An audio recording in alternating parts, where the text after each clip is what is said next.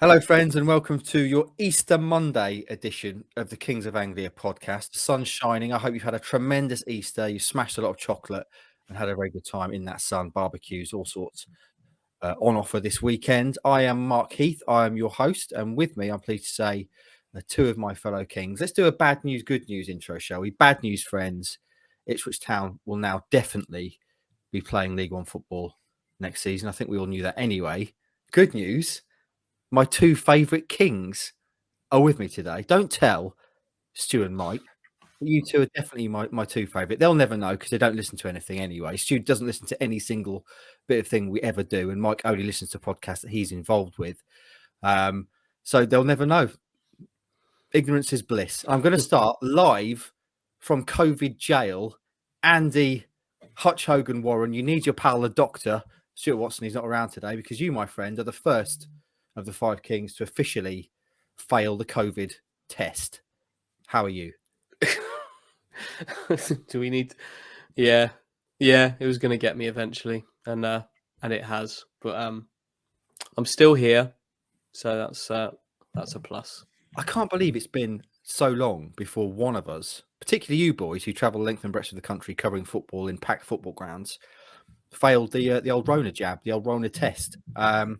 How have you been with it, Hutchie? Because clearly there's a spectrum. I know some people have had it and have not been bothered at all, and some people have been pretty ill with it despite being all jabbed up. Where do you sit on that?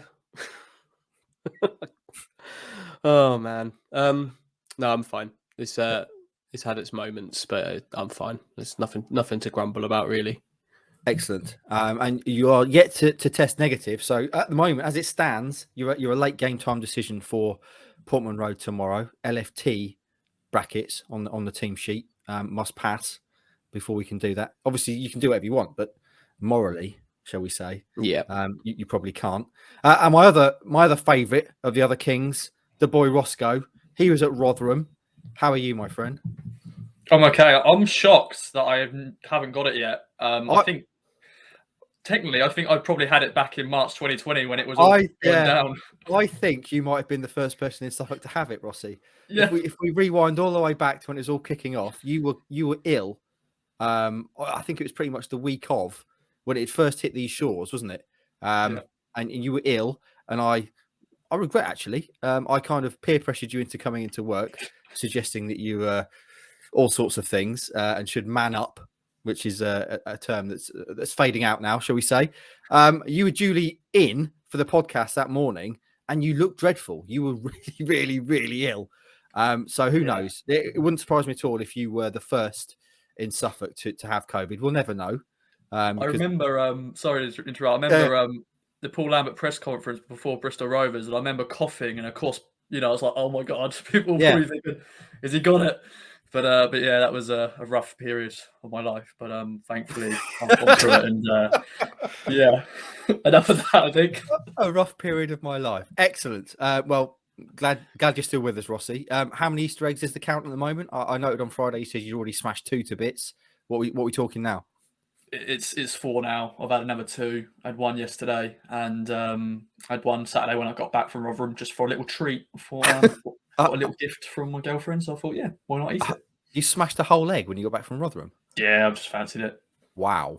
What's of those 4? What's top of the tree? Maltesers. I like Maltesers. I like bag of Maltesers as well. So that's probably top. Excellent, good analysis, Hutchie. You have a young family. Is Easter a thing in the Warren household? Has there been a lot of chocolate flying around? Some nice gifts for our little one from aunties and uncles and stuff. She's not loads, but definitely enough. Excellent. I haven't touched chocolate. It won't surprise you to know. An athlete, obviously, like myself, in peak physical condition, I don't really like chocolate. Easter eggs aren't really the one for me. Give me a kilogram bag of crisps and I'm yours. Chocolate, not so much. Anyway, friends, I digress. Let's talk about football. Town lost, unfortunately, at Rotherham, live on Sky. And Hutchie, you weren't there because of COVID. You weren't going to be there anyway, but COVID cancelled your family plans. You haven't seen the game. So at this point, I'm going to see what I'm doing there? Hand hosting duties over to you. You've taken it with 1 hand. I was hoping you'd take it with 2. Very, very firmly with one. Firmly with one. Like a relay baton. Fine. Excellent. Over to you, my friend. I watched bits of it. I was otherwise engaged at the weekend. Wasn't very well on Saturday, but they lost, didn't they? They did. I've seen all the big bits. James Norwood should have scored. Oh yes. Michael Smith did score. Mm-hmm. But I'd like to know what happened in between those two big incidents, please. So can you tell me? I'll take it from here, Andy. Yeah, I thought for me, watching at home and getting quite animated on the sofa at Heath Towers, I thought this game was a microcosm of Town's season. They failed to take advantage when they were on top, which they were. I thought for me, they pretty much bossed the first half. Obviously, Rotherham came back into it towards the end of that stanza. Strikers can't score. Norwood should have put that away. If you're going to be in any sort of team contending to do anything, that has to go in the back of the net. That has to be up there for one of the misses of the season. And then obviously second half, Rotherham turned up the pressure and Town fell apart. And once again, lost on TV, lost to a top team. And that has been pretty much the story of the season. It was frustrating and depressing in equal measure, that second half. Well, can we just deal with James Norwood now? Because he should have scored, and there's not many other ways that you can say that, is there? He knows he should have scored. Look at him; he's had his hands on his face. The minute the ball hasn't even left the pitch, by the time he's got his hands on his head, knowing that he should have scored. He's good enough to score, and he should have done. But was that I don't remember any other massive chances in that first half. I was watching it while I was cooking, so I wasn't particularly paying attention. I'll be completely honest with you. So I think is that it? I think that was pretty much it. The other thing in terms of it being a microcosm of Town season was the imbalance to the way that Town attack. I don't know if it was even more so on Saturday, but it was stark on Saturday, maybe because Sky were flashing up stats about where the attacks were coming from. They are so right-sided. It's ridiculous. I mean, and you've often said on this, Hutchie, stop Wes Burns and you stop Town. And although he looked quite lively in the first half, second half a lot more quiet. It's just so predictable the way they go about their business, and also the lack of long range shots as well. They play these little diagonal triangle moves, don't they? Get to the byline down the right hand side and whip a cross in, and that's pretty much all they do. No one was taking pot shots from long range, even chancing their arm, and the set pieces again. Terrible. What did Rotherham do to stop Town's right side? Because I've been really interested watching in recent weeks different approaches to doing that. What shape did Rotherham play, and how did they do it? Because there are different ways of doing it, but it sounds like they did it again. I think second half they just came out and looked at a different side for me. They were pressing higher. There was tempo. There's physicality. They were breaking up play a lot as well, weren't they, Rossi? What did you make of it from pitch side? Yeah, I was in a great position for the right side, so seeing JD and Wes Burns, partnering up, and it was a very competitive first half, very feisty, fired up game. A few stoppages. Selena was pushing players, and I thought it could be a red card in this game at some point, but the Norwood miss. Going back to that, like goals change games. That cliche. It would have changed the game completely. Rotherham got a lot of pressure. The atmosphere in that ground would have changed drastically because Rotherham, they need a win. If Norwood scored that, the away end would have been fantastic, and they would have been all on top. But unfortunately, didn't score that, and we just can't score when we're on top, which is just frustrating because that's a running trend we've had the last few weeks where we've been on top. Set pieces, delivering, defending them, we can't defend. And Rotherham stopped our main threat, which, as you said, was the right side. And they came out a different side in the second half and they got their goal. And I know a lot of Town fans weren't very happy with the players because, good old Mike Turbot, thought most of them were on the beach and didn't think they tried enough, which, I think the second half we just weren't out of the races, unfortunately. I think the thing watching as well, the midfield was just completely missing. I mean, clearly Sam Morsey, captain, fantastic, and usually a very influential and inspirational player. There were large periods of the game where you kind of forgot he was playing. And the same for Backinson, other than some tremendous shithousery from Morsey in the second half, where he literally just kicked someone as he ran by him. I saw that. That was great, and I'm all for that. But they really didn't get in the game, and with Burns kind of being quieter in the second half, I mean, the second half you couldn't really see Town scoring, could you? Can I quickly mention Burston Selina here? I'm a big fan of Burston Selina. I know Hutchie is as well, and he is a magician. Now, this is a bit of a stupid pun here, but he has plenty of magic, and he's a showman on the pitch. But he also makes himself disappear at times, which I think is the case with him. He's got the tricks and all that, but he does disappear and uses the Harry Potter visibility cloak sometimes because, I sometimes felt he wasn't in this game, and I forgot he even got substituted off at one point. I was like, oh, he's off the pitch. Forgot he was on the pitch, but that's the only problem with Burston Selina. Yeah. You're quite proud of that analogy, aren't you? I could see the little smile on your face as you got different layers into it. I think you may even have that written down, Rossi, because the way you recited that was spot on. I thought you might even have been reading it. Yeah, I did actually. I noted that down. I thought of that yesterday. I was like, oh, I like that. Make sure I don't forget that. And then, pretty happy with that. I like it. That is a fair comment, though. Morsey, Backinson, Selina, Luco, to lesser or greater extents, were pretty anonymous the whole game. Selina was clearly getting very frustrated by the physicality that the room were kind of putting his way. You're right, he was very lucky to stay on the pitch, I thought. Regardless of what you thought about Rothbone's rather theatrical dive backwards once he'd been pushed, that's the sort of thing you see red cards handed out for all the time, isn't it? So I was pleased the referee kept Selina on the pitch there, but equally I was baffled by a lot of the refereeing decisions as well. There were Norwood got booked for jumping in the air. What was the other one? Aluko got booked for making contact with the keeper, a ball that he's entirely justified going for, very much a 50-50 ball. And there was another one, wasn't there? Was it Wes Burns in the first half? We got booked. I can't remember off the top of my head. There were a lot of, for me, silly yellow cards being dished out. League One refs, I'm afraid, mate. It's it's wildly inconsistent. The only one of those, I'll be honest, the only one of those I saw was the Aluko one. Yeah. And I think the referees probably just assumed that the contact was higher up than it really was, wasn't it?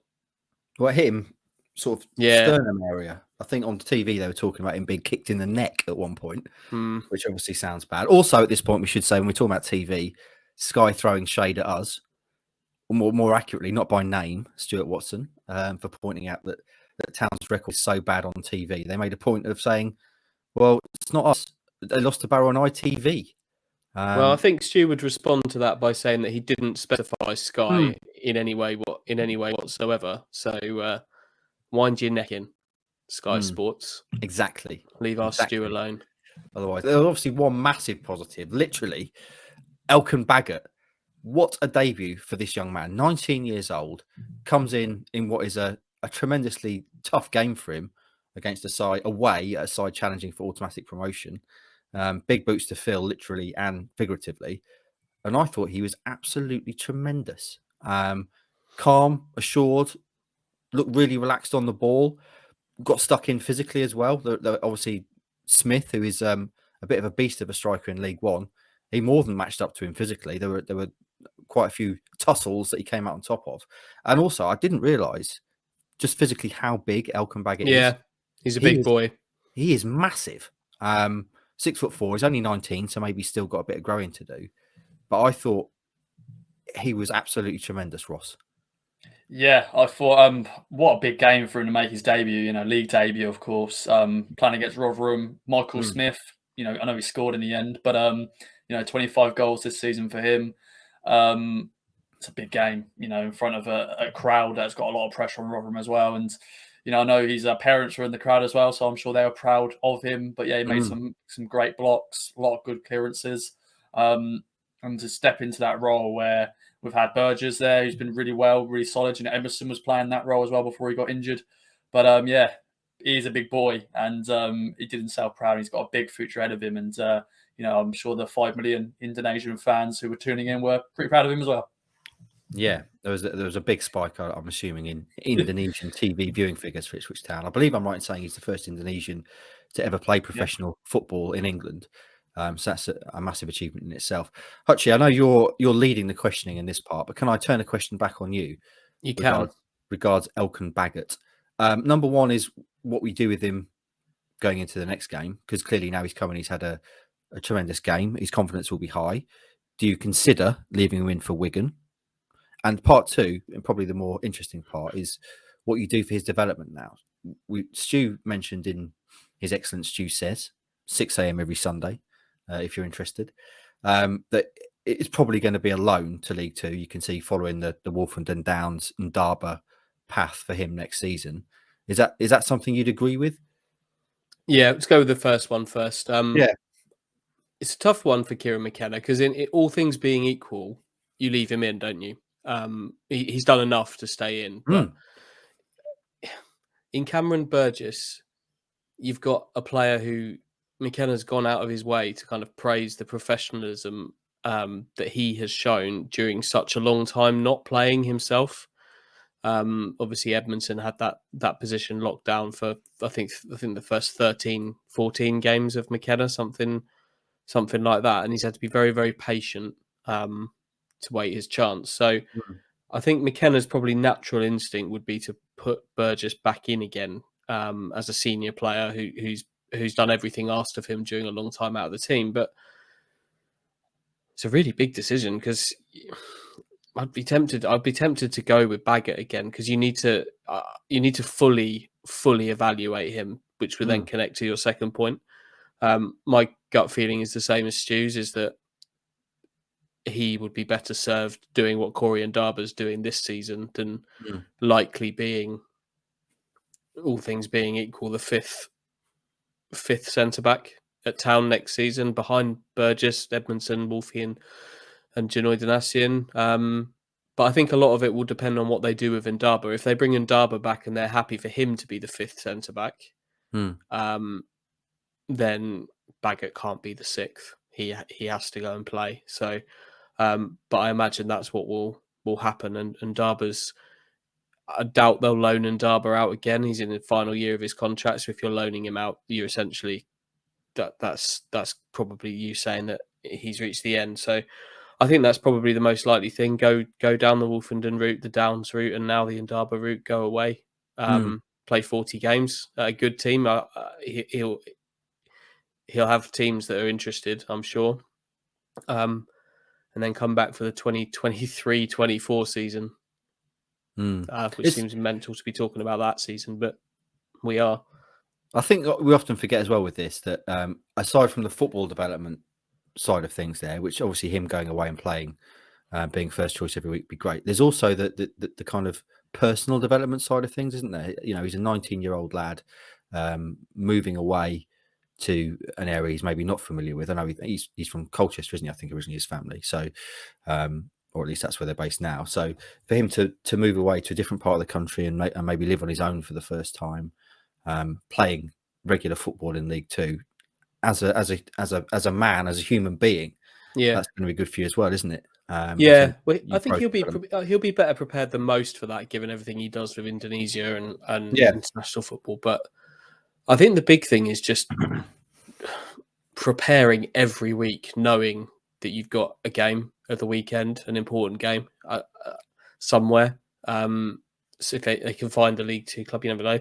Salford might even fancy him if they're going to lose in Ndaba.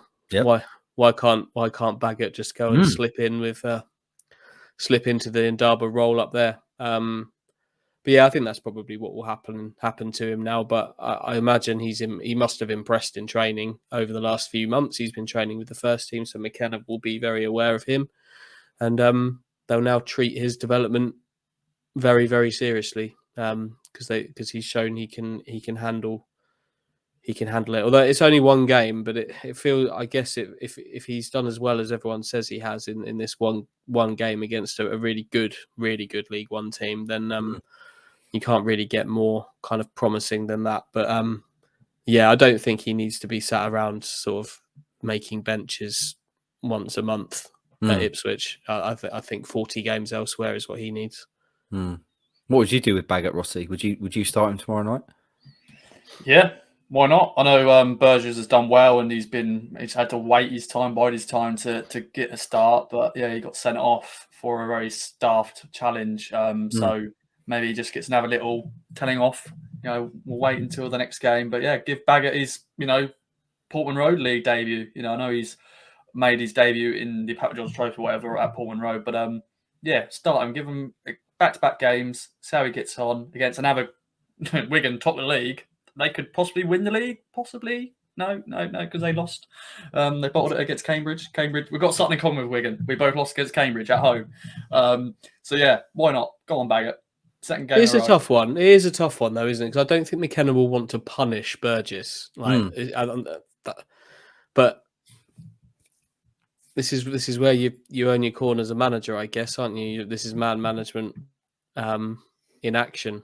How you handle a situation like that, because I'm sure that McKenna's natural instinct will be to give Burgess a game, but there will be a big part of him telling him that actually this 19-year-old lad has come in and really not let you down. So yeah, be interesting to see what they do.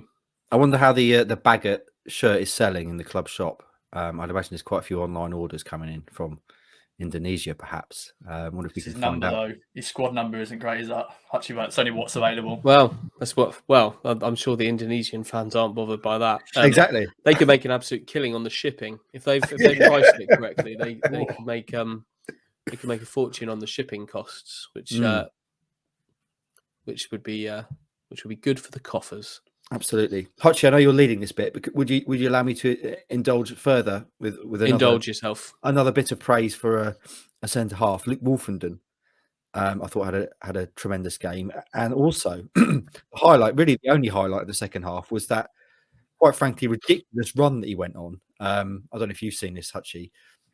He had a rush of blood to the head, and I kept thinking he's gonna pass in a minute and jog back to the back. But no, he kept on going like a charging warrior upfield. And at one point, I thought he was going to score, Rossi. I thought he was going to finish with a absolute rocket of a shot. He laid it off and it didn't work out. But that was exciting, wasn't it, Ross? Yeah, I had an amazing angle, by the way. I was on the side and I was just watching no, he's not going to do it, is he? He's still got it. And the snipers are out. They were shooting the Rotherham defenders down. They're all, looking behind Wolford, and he's probably going, all the players are down. Yeah, I wish he did just take a shot. But he decided to square it. And none of the town players took the opportunity, because that would have been one of the greatest assists of all time. I've seen a lot of stories and a lot of people tweeting out about it's like Kevin Beattie-esque. Yeah. Kevin Beattie used to do those marauding runs. But yeah, the angle I saw, thought he could have shot from there. But he probably didn't want to get, pelters from his teammates going, why didn't you square it? But also could have had a shot, and that would have been goal of the season. It could have maybe topped Burson Salinas' goal, possibly, because from his own half to Rotherham's box. Well done, Wolfie. Good run. It would have been one of the greatest Ipswich Town goals of all time, I think. And I think by the time you've reached the opposition box, you've earned the right to shoot from there. You've gone the length of the pitch. I think you're entitled to have a pop. Hutchie, when McKenna came in, you highlighted Luke as one of the players who would benefit most from the new boss, and so it's proved. Why did you think that to begin with, and have you been surprised by how much Luke has kind of blossomed under McKenna? Yeah, the reason I thought it is because I know how good he is, but I've never felt he's been particularly well coached. I don't think the club have had a manager to coach him. And my great hope for Kieran McKenna at that point, when he had been appointed, was that some coaching was coming, both from him and from Martin Pert. And that's exactly seems to be what's happened. He's just a player who's been trusted. which is something he always needed. And then he's been coached, which is definitely what he needed. And I think he's showing everything that I think we all knew he could do, but not all together at the same time for a consistent period. And that's exactly what he's doing. Now they just need to turn the coaching attention to his shooting. And if they can do that, because he didn't know what to do by the time he got into the box, really, did he?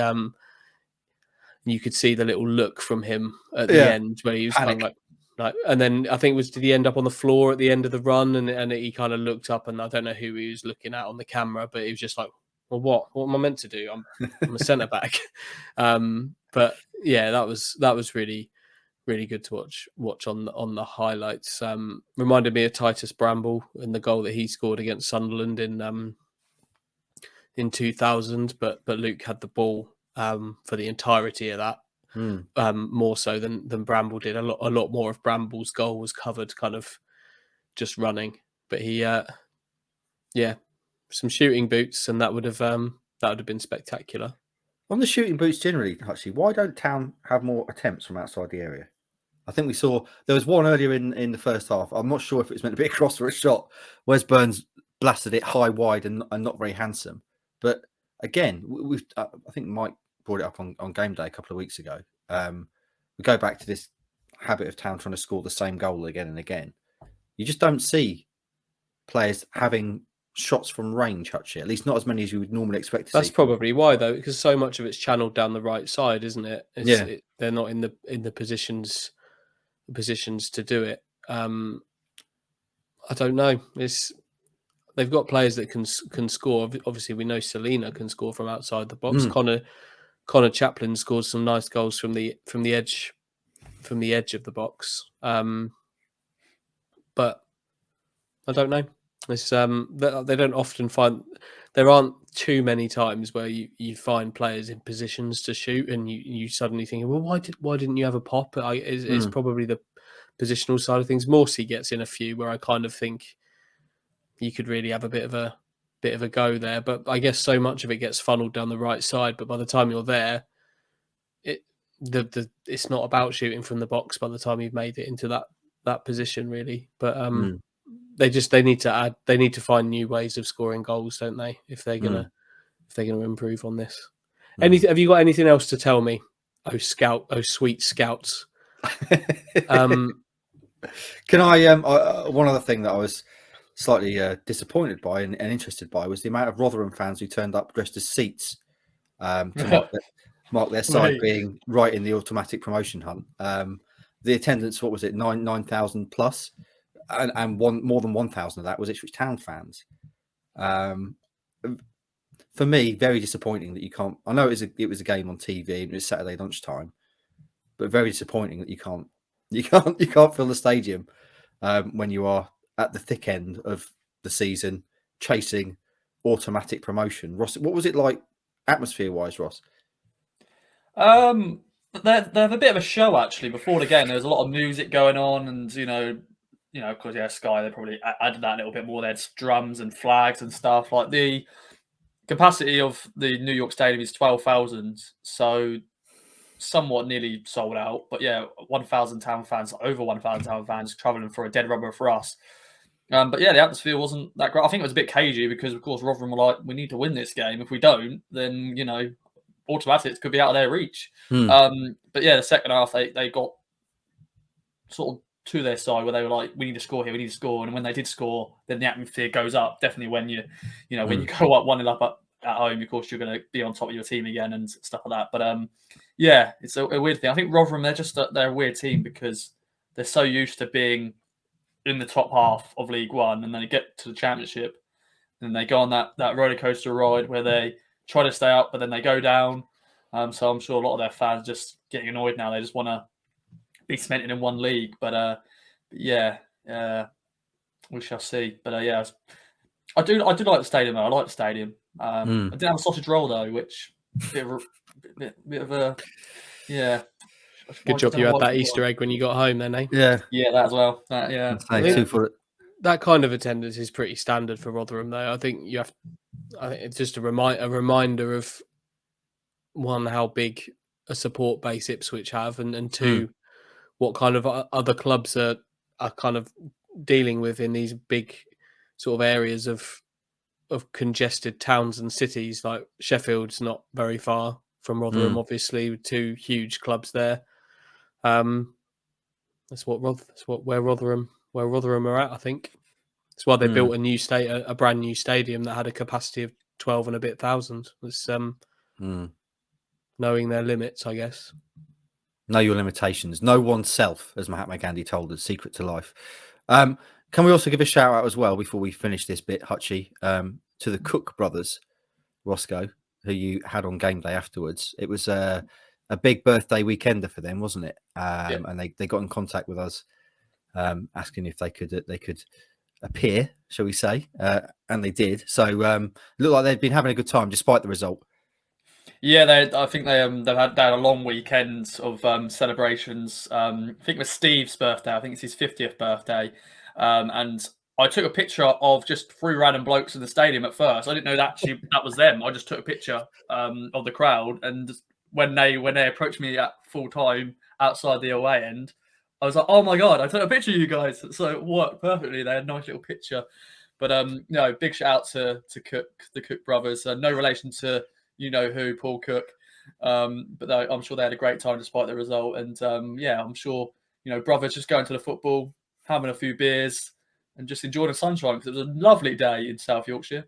Yeah, town fans generally, I've got to say, I mean, we feel like we say this quite a lot, but to have 1,100 town fans in Rotherham for a 12:30 game that was on TV is a tremendous effort. I mean, that is an early morning on Easter Saturday.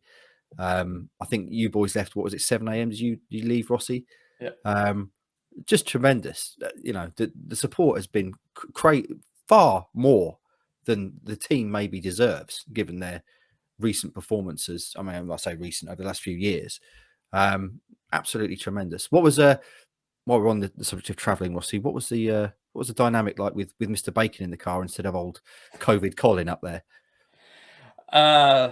No, Mike was his standard self. Good driver, actually. He drove the first. If ever there's someone that should be judging the quality of driving, it has to be you, Rossi. Pretty much. But no, it was a very smooth drive up to Rotherham. Stu did the home driving, but no, it was a good dynamic. I do my standard unsociable 25-year-old thing, put my headphones in halfway through because I can't be asked to talk.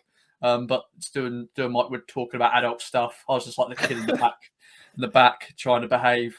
But no, Mike was a good laugh, and I know he enjoyed himself as well. I think he's just bringing back because he's covered town in the past in the Premier League. I know he's saying he's gone to Aston Villa and Man United and stuff. But going to Rotherham, I know he enjoyed himself. But we did miss you, Hutchie. Because tell me more about Mike's driving. What tips have you taken from him? And then if you could critique Stu's driving as well. Well, seems fair. What tips have you picked up from Mike? I think he just knows the route. He just knows he drives the speed limit. He very indicates good when he has to. Yep. And he's just he's not angry. He's not an angry driver. He just goes with the flow. I won't say Stu's an angry driver, but Stu sometimes, yeah, What you are saying very clearly here is that Mike is a much better driver than Stu. That appears to be the message coming through. I don't know. I think Stu's a good driver as well. He's took me across the country as well. Actually, he's a good driver. I don't know where I'm going with this, really, to be honest. They're all good drivers, but you started it, mate. So you've got to find your way out of this little hole. Yeah, where would you rank? Because clearly you have many drivers. Where would you rank your drivers? I think Liam from Crewe is going to be top of the list because he has driven me to Plymouth and back, and Morecambe and back, and all that sort of stuff. And your house and back when you forget your keys. Keys as well. When he didn't even go to the game. But Hutchie's up there as well because he's. We have to meet early hours in the morning to pick up Stu in Stowe Market and other people. So Hutchie's got to be top there as well. They're all good. They're all good. And Heath, you're driven me to a few places as well. So Don't you worry, I have. Yeah, I've taken you to the O2 and back, haven't I, old friend? Late as well. Late. That was late as well. So yeah, all safe and sound. I've got home safe and sound. We haven't had any stops and anything like that. Only if I've needed a, what. Yeah. So there you go. But Hutchie, I don't know about you, but in terms of compliments, there, knowing that Roscoe values and rates me as a driver, it's got to be right up there. It's up there. Yeah, I wouldn't want to be. There's no way. I don't want to be Stu in this situation. He's not. Backhanded compliments left, right, and centre at Stuart Watson there. Stu's all right as well, I suppose. Yeah, he's not going to drive me now, is he? He's going to no, mate. No. Stu will never find out. He doesn't listen to anything or watch anything that we ever do. So he does. He does. I reckon he'll know. Oh, he'll know, boy. He'll know. Obviously, the boys, I assume, are looking forward to Hutchie when Ross passes his test this month and he can drive you around. You'd this be bang month? Up for that. Is it happening this month? Apparently. It's May. It's moved back to May now, is it? It was always May. Okay, so next month then, Hutchie. I'm sure you'd be more than happy to jump in the back. Pre-season. When July comes around for pre-season, we'll you'll be doing the driving. Excellent. Absolutely. I can't wait to speak to Archon about insurance for that one. Right. Before I'm going to hand this back, I'm going to pass the baton back to you in a minute. But you always ask for any final thoughts. So I'm going to ask you for any final thoughts. I want a pearl of wisdom. We don't get to do this very often. I want a pearl of an analytical wisdom, please. Something that you liked. On you go, Rossi. Or didn't. It's a bit of a negative, really, but I think the weekend. Driving. No, Stu was great, and he dropped me off at Burger King for the services on the way back as well. So Mike wasn't having any of that. He went, "I've got a tuna pasta when I get home. I want to get home as soon as possible." But no, I was hungry because I didn't have the sausage roll. But it's 1 win in 6, and it's just a reminder of how much work we still have to do under Kieran McKenna. A lot of positivity on and off the pitch, but next season, a lot of work still to do. So overall, positive, but a lot of work to do still.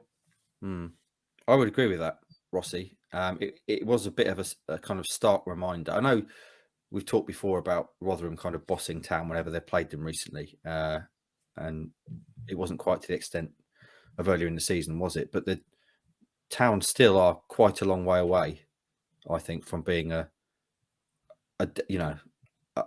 consistent, competitive, right at the top of this league side. And I think, as I said at the start, that game was kind of a microcosm of the season and kind of highlighted a lot of the issues that Town are facing. And McKenna has a big job still to turn this round. I know he's done a lot already. And by way of moving this forward, Hutchie, I was going to ask you whether we're starting to get to the end of the McKenna honeymoon period, because whatever you say about Paul Cook's start to the season, it was bad. I think it was 10 points from the first 10 games of the season. I think now Town have taken 14 points from their last 10 games. They were at one point kind of in with an outside chance of the playoffs, and then they kind of stopped winning and dropping points against teams they should be beating. So how do you feel with 3 games left of the season? I think they're only a place ahead of where they were this time last season and a couple of points better off. How are you feeling about things? I'll be honest, it's not just because I didn't watch the game in its full. I wasn't bothered about kind of the first. I know this was the game where it was mathematically sort of confirmed that they didn't make the playoffs, but I always tried to not read too much into the games that happen immediately after big disappointments. And obviously we've had the big disappointments of the Cambridge game and then latterly the draw at Shrewsbury, which obviously they had their own issues in those games, but I can't get too frustrated by this result. I want to see a team in this Wigan game.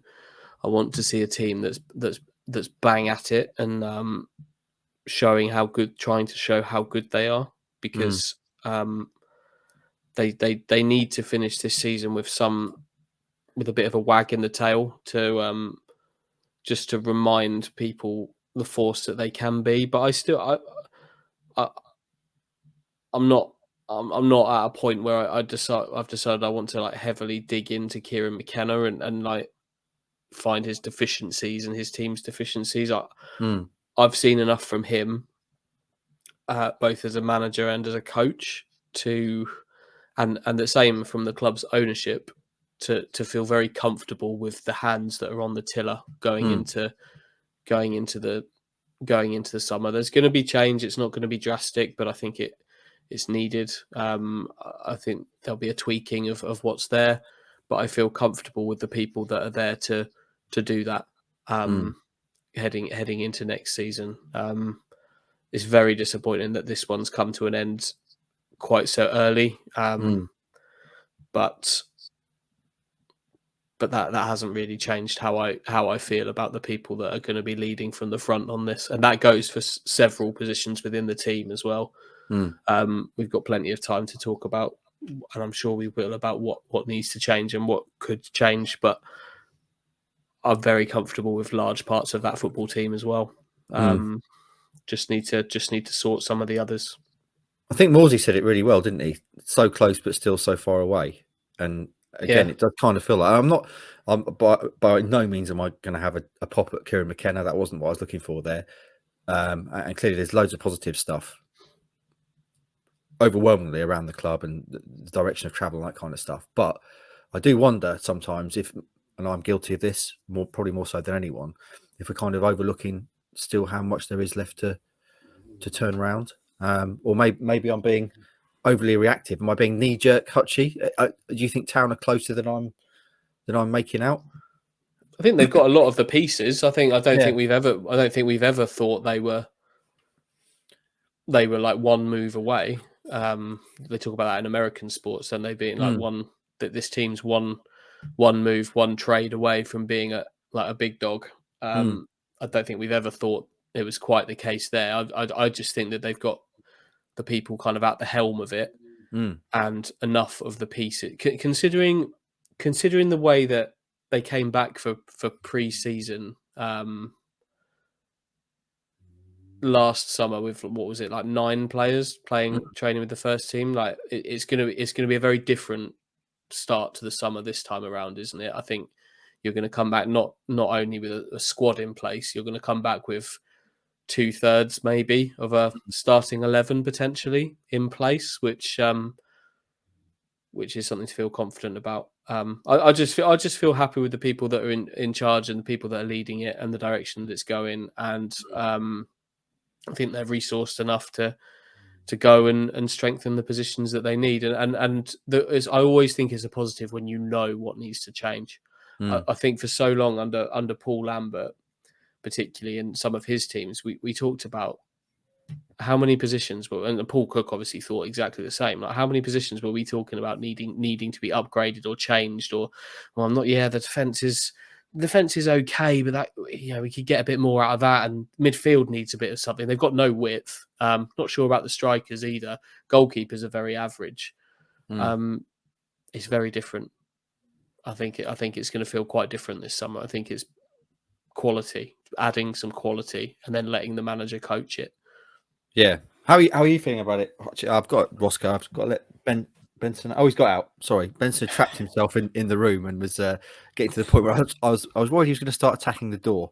But no, he's managed to alleviate that without any damage to Heath Towers. Rossi, how are you feeling about things?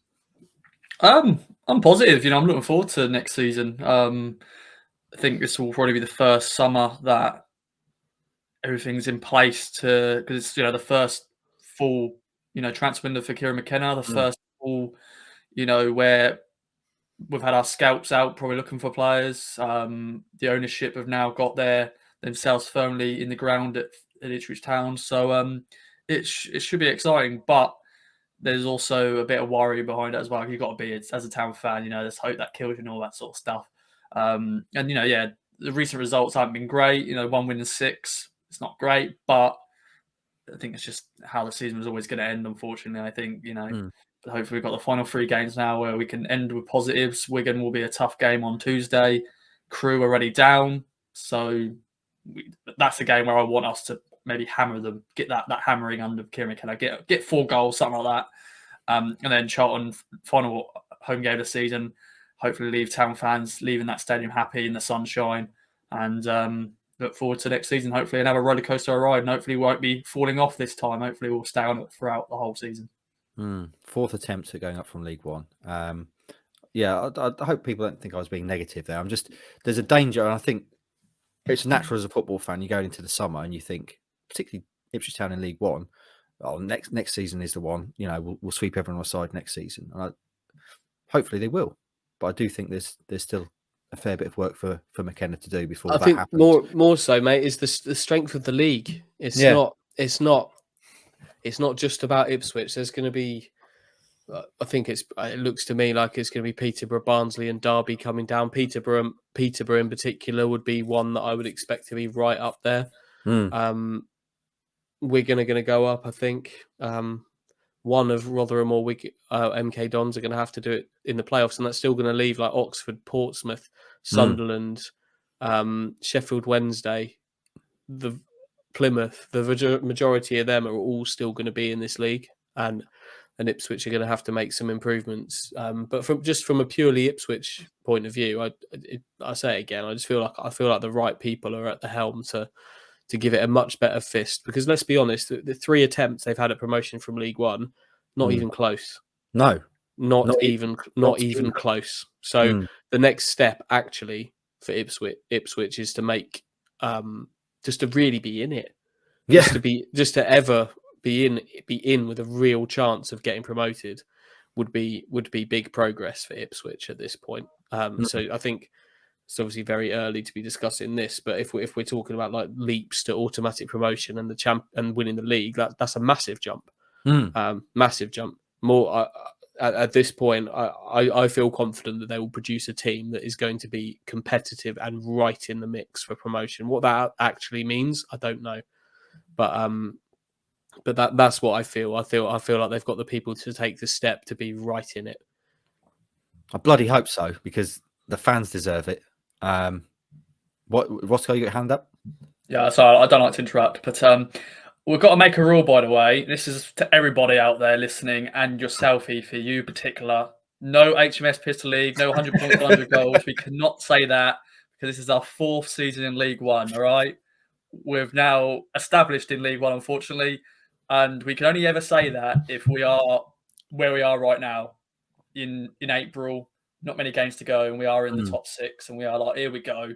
But no one can say that. That's the rule. If you say that, then you get a lip slap from me, all right? A lip slap? No, I think he said a little. Okay. Slap. A lip slap could be a thing as well. Are you right though, Rossi? I'm more guilty than most about that. And if Town start next season with 5 wins on the bounce, I'll almost certainly bring it back, because I'll get overexcited. And that's maybe I'm talking to myself here as some form of therapy. Anyway, friends, let's move on. We all agree that Town are definitely heading in the right direction, and fingers crossed next season will be the one. It always is, isn't it, as a football fan? But Town have an opportunity, Hutchie, to have an up close and personal look at the champions elect of this league tomorrow night at Portman Road. A real opportunity as well to actually beat a team that's going to go up from this league and maybe put a bit of a marker down. They haven't won in 2 games, Wigan. They lost at home to Cambridge at the weekend. They drew the previous game. But this is another opportunity ahead of the season ending, Hutchie, and 2 games that really are dead rubbers to put down a marker, shall we say, in Suffolk. Yeah, this is the final game of Ipswich's season, really, in my mind, because Crew and Charlton are the deadest of dead rubbers. There's those games have got nothing on them for either team. But had Wigan got a result against Cambridge at the weekend, we could have been in a scenario where they could have won promotion with victory at Ipswich. As it is, they can't. They can go. I think they can go 7 points clear with nine to play for if they win, which is as good as going up. But it's a huge game for Wigan, and I really hope Ipswich kind of get dragged along with that and can put themselves in a position to just really compete, just go toe to toe with a really good really good team. That could generate some excitement within the stadium. It's a dead game for Ipswich, but like you say, it's a really nice opportunity that's there for a team that has aspirations to be where Wigan are in a year's time, to show that the things that I've just said about having a lot of the pieces in place are true. Go out there and do it. Go toe to toe. You've got nothing to lose, have you? Go. If it's a draw in the final minutes of the game, chuck Christian Walton up for a corner and go and try and win it. Just go and try and win. Do everything you can to entertain the home crowd. So it is a big opportunity, and I hope they're able to be up for it and deliver something. Doesn't have to be a win. Doesn't have to be. Just be up for this and show that you belong. If only Town had a player like Will Keane, eh? 21 goals, 7 assists this season. Not too shabby. If only Town could have had him at some point. Who would have thought it? They're playing him where he should be. They're playing him in the right position. We talked about this for so long, didn't we? About what Will Keane was, and what Will Keane was not was a big target man striker. He's playing as kind of a second striker, shadow striker, sometimes as a number 10 off of Lang and McGuinness, I think he was at the weekend. And he's playing as a number 10 where he can both be creative and attack the box at the same time. And he's shown that he's a really good player. He stayed fit, which was a massive part of it for him. But I'm pleased for him because he's a player I liked. He's a person I liked. And I think it just shows sometimes that if you use players correctly, you might get better results than he wasn't suited to that Ipswich team. I think he'd be he'd be really suited to this Ipswich team, this Kieran McKenna team as a number 10 potentially. Much more suited to it. Just didn't fit what Paul Lambert tried to do. He ain't coming in now, though, is he? Is he still rocking the top knot? By the way, I haven't seen a recent picture of him. Excellent, I admire that. Roscoe, are you looking forward to a reunion with your boy Guyon Edwards? Yeah, I saw he got substituted at half time on Saturday. So I don't know because they were losing. Probably why they needed to change the system. But it'll be interesting. It'll be Guyon Edwards versus Wes Burns, who's the best bet of the Welsh players. Wes Burns is definitely better than Guyon Edwards. Guyon Edwards had that that little period where my shout of him being top goal scorer was happening, by the way. It was happening briefly. But no, it will be interesting, reception those two players will get. And Wigan are a good team. And Liam Richardson, wow, it proves maybe he was the mastermind behind the Paul Cook management duo because they're top of the league for a reason. Yeah, Wigan are about to get promoted. Paul Cook maybe not having the impact he hoped at Chesterfield as it stands.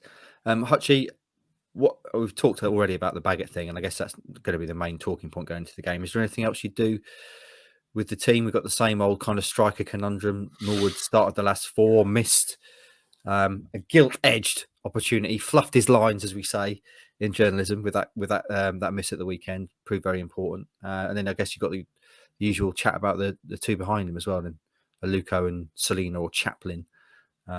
Is there anything you particularly do? Do you care? Not really. Honestly.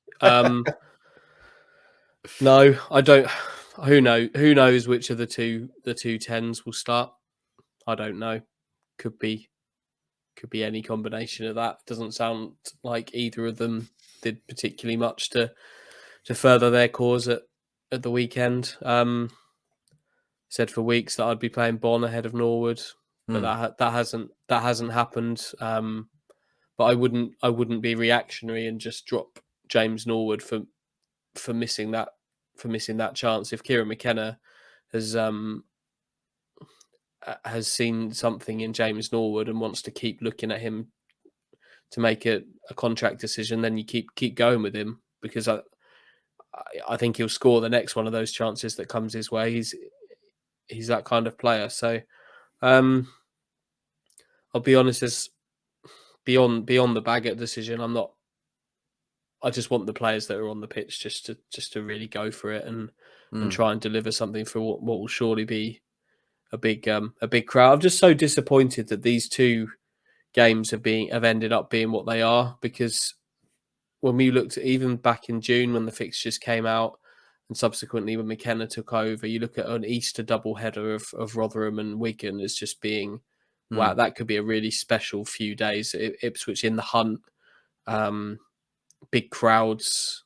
They've ended up being shunted around for TV. This one being on a Tuesday night instead of later on today or Monday is a real disappointment, because those Easter Monday games are always really well attended and good atmospheres at them. I'm sure it'll be a bit different on a Tuesday. Just for it not to have any influence over town season is just really disappointing. So it's the same old selection things we're talking about. I don't know who will play in them, but whoever's on the pitch, go and do it, please. Where are we standing, Hutchie, with £1 million picks again? Are we just because it's quite frankly it's been a shambles since you missed a few pods. Stewie, Ross, and Mike took over, and they treated it with what can only be described as absolute contempt. Just throwing out random bets, no thought of the odds. And honestly, I don't even know where we are now. So you are the creator and originator of £1 million picks. What are you saying as to its fate? I'm just going to take what's left and run away with it. Would be here. There's 350 grand left in the pot, which is a lot of money. Yeah, it's a lot of money, but when you started with £1 million, it's not as much, is it? But let's just go all in on an Ipswich win. 350 grand. Yeah, why not? This is the last game that matters. This is the last game that matters. Let me get the odds up. I'm going to keep waffling away. I'm going to get the odds up. The rest of these games are completely dead and do not matter one little bit. So I'm going to, against my better judgment, I'm going to put all of it on an Ipswich Town win at a price of, here we go, 8-5. Stick all of it on there. £350,000 returns 910 grand. So we could be well in the money. As it stands, this feature has kind of been a stark warning, hasn't it, Hutchie, about the perils of gambling, which of course is exactly what we wanted it to be, being a grown-up and kind of thoughtful show that we are. Don't gamble, kids. Look what Hutchie's done with £1 million this season. He's ended up with 350k, and especially don't let your idiot friends gamble with your money. That's my big takeaway, if I'm honest, is if you are going to embark on something like this and look after and kind of at times secure some quite decent winnings, do not trust your idiot friends to just spunk it, because Watson blew like 600 grand on the last Wigan game. Disgrace. You lot just chucked away another 400. Now, between the two of you, on the two occasions that you've had the opportunity to use it, you just spent the £1 million. Absolute shambales. Can we then, Hutchie, you're saying a win, prediction wise? Well, it doesn't really matter. You could say whatever. What are you going to say? I think they're going to lose. Oh, good. 1-0. I think they're going to lose 1-0. Okay. Roscoe? I hope they don't. You hope they win so you can head off to Vegas. Rossi? Yeah. Do you know what? I'm going to go for a draw. 1-1. Same as we did at DW. 1-1. Okay. Come on, boys. They're going to lose, aren't they? Let's be honest. Let's not have any beating around the bush. They're going to lose at home. It's what they do. They lose these games. So fingers crossed they prove me wrong. But I think they're going to lose. Any other business friends before we take our leave? There's an hour on Easter Monday we've done. Rossi, no doubt, wants to top up his chocolate ratio. Anything else to mention, Hutchie? Got nothing else to mention. I need to cough. Sorry. That's all right. You've got COVID, mate. It's fine. Rossi, anything else to mention? Quickly mention about an Easter egg. There's a woman who has kept an unopened Easter egg for 62 years. She pays £80 a month to keep it cool. So that's the story that I read this morning, which is just mad. Well, that's absolute nonsense. Why? Who? Where? What is it? Why? You've got to give us more detail now. Yeah, it's very weird. So she's a great grandmother and is thought to have the world's oldest unopened Easter egg. Right. So Got to be it's America, obviously, isn't it? I don't know. To be honest, this is going very badly now. When she was 13, Helen Fern was gifted an Easter egg by her father for a local shop called Sharps. I think she is British, actually. Oh. But yeah, just madness. When you're 13, you're eating it, aren't you? You're not. Because she thought it looked too pretty to open and eat. So £80 a month she's paying to keep it. What is it? Cryogenically frozen? I mean, what are you getting for £80 a month? A cool storage container to keep the chocolate from melting. She's not got a fridge. Just put it in the fridge. She's an idiot. Well. She is an idiot. Yeah. Talk about throwing money away, £1 million picks. What's her name? Helen. I'm not sure about that, Helen. What kind of Easter egg is it? I don't know, to be honest. It just looks chocolate. It's going to be at whatever point you open that. That's never going to be edible. It's an actual egg. It's an ostrich egg. Maybe that's why she's keeping it. She's hoping it's going to hatch one day. Right then, friends. On that note, I hope you enjoyed today's Easter Monday show. There's been peaks and troughs, I would say. We've ended on a positive note there with a 62-year-old Easter egg. That's your cue to go and open some more Easter eggs, because Easter is not over yet. It's not actually officially over until tomorrow night, of course, because Town against Wigan is an Easter game. So extend your celebrations. I'm not sure that's going to work in terms of trying to take the day off tomorrow. Everyone around the world, Easter's not officially over. Yeah, it's often been said. Anyway, support our sponsors, Manscaped. I'm wearing a t-shirt. So there you go, Manscaped. 20% off and free delivery using the code KOA at manscaped.com. There we go. Thank you, Rossi. And also, please follow us across all our social medias, Kings of Anglia on YouTube, Twitter, Instagram, and Facebook. I hope you have a great start to the week. If you are going tomorrow, enjoy the game. There is obviously some, trepidation as to whether Hutchie's going to be there. I was thinking at one point, Hutchie, you might have a live LFT on today's show, but no, you've not started taking the test, which is disappointing. So the only way you're going to find out is if you follow us tomorrow to see if Hutchie's there. Have a great start to your week, friends, and we'll speak to you again later on in the week.